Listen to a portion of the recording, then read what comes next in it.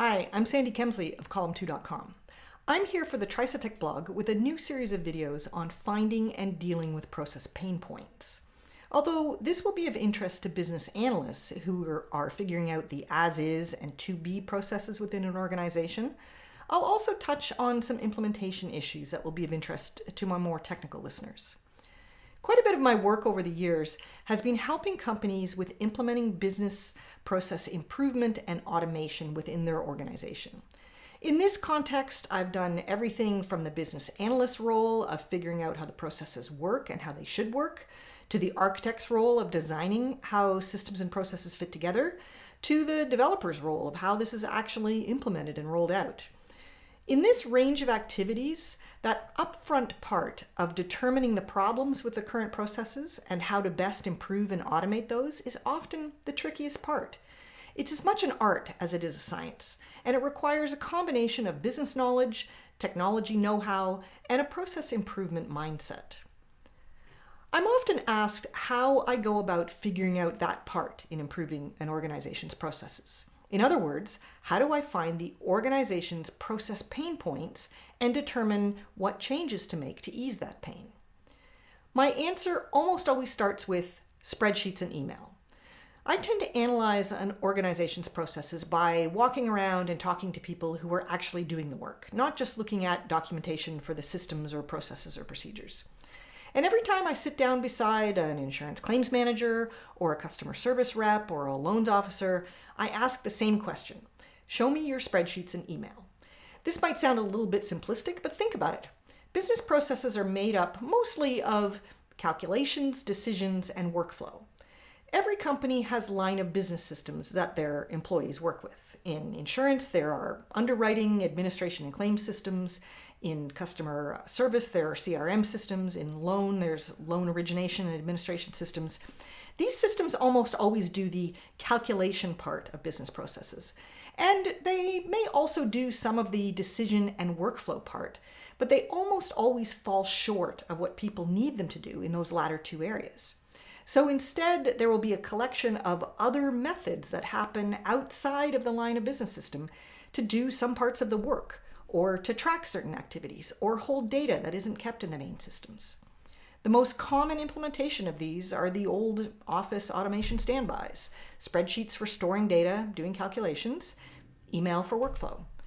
Now, in many cases, these spreadsheets and emails aren't documented as part of the standard operating procedure.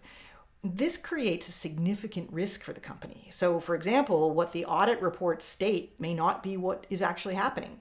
Calculations that impact business decisions might be made in a spreadsheet where you're not even really sure who can edit the formula.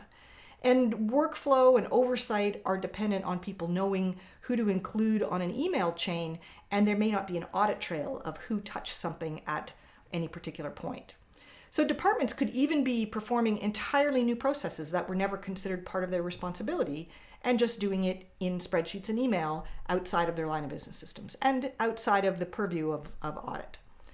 Now, most likely, line of business systems don't have sufficient flexibility to be able to make the changes required by the business as quickly as they need to be, or there's going to be a significant amount of coding by IT to make that happen.